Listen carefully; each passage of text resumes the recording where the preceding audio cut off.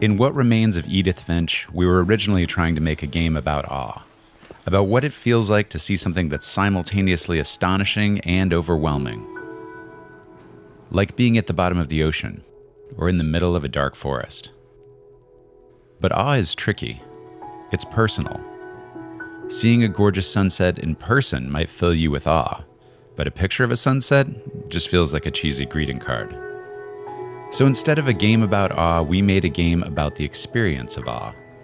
Rather than trying to evoke awe directly, we made a collection of stories about people being overwhelmed. And we've given players a chance to see the world through their eyes.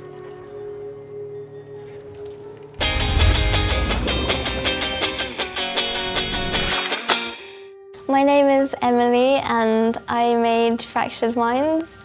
I chose to do a puzzle-solving format for the game, mostly because it kind of reflects the challenges what you face with mental health issues. Like, it's a struggle to get the key and to open the door to the next room. Because of my own experiences with mental health and anxiety, it's quite like a personal topic for me. I actually missed quite a lot of school because of my anxiety, so in my free time I would basically work on the game. It was kind of like an outlet for my stress. I'm just so happy to have it reach Xbox and then actually be able to play it at home is just beyond exciting.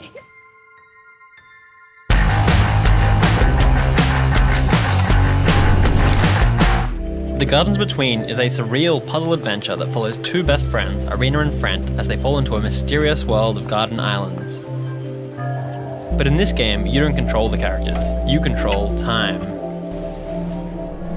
In The Gardens Between, time is malleable, and sometimes you need to bend the rules in order to solve a particular puzzle. As we move time backwards and then forwards again, we can see that the saw progresses until finally a path is revealed. As we travel from island to island, we are taken on a journey along with the two characters. Together they need to find the light within each garden, and the light is often hiding in unexpected places. We follow the pair as they illuminate constellations in the sky that will reveal a beautiful story about friendship.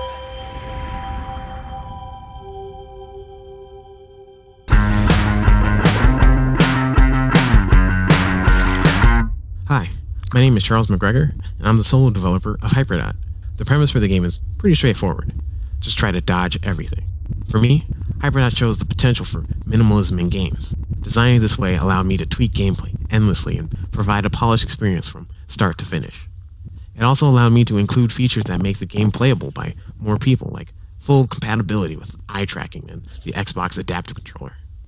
Now that Hyperdot is out, I'm seeing our players experience the game in so many different ways. I'm seeing people play in 5-minute sprints between matches while in queue, marathon the campaign, and families smashing random for hours together in multiplayer. And so, in the end, Hyperdot ends up being a game that shows how a commitment to flexibility can empower players to experience the game on their own terms. I hope you check the game out.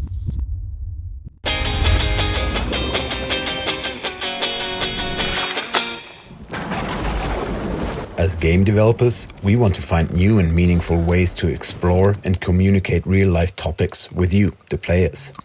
In Oldness Journey, this topic was the studio's founders' common ground of starting a family. Raising children, living up to the expectations of being a parent, while following our individual passion, is a topic that connects us as friends and partners. But it's also one that is universal for people all over the world. Everyone has some sort of personal relation to the topic of having or not having a family. We decided to create a character who struggles with those challenges. We chose an elderly man as a protagonist because it allowed us to let him reflect on his questionable choices in his past, while still creating empathy for him through his journey of redemption. We chose a simple story, told without text or voices, that resonates with players long after they put down the game and leaves them with a sense of hope for the future.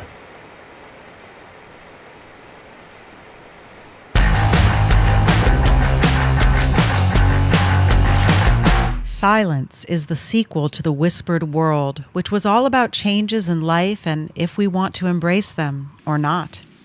With Silence, we wanted to take this thought a step further and illustrate what happens if we change a little too much for our own good. The colors, the smell? This is silence. Whoa. Noah, the main protagonist, represents this change. To protect his little sister, Rennie, he must once again visit Silence, the dreamlike world between life and death.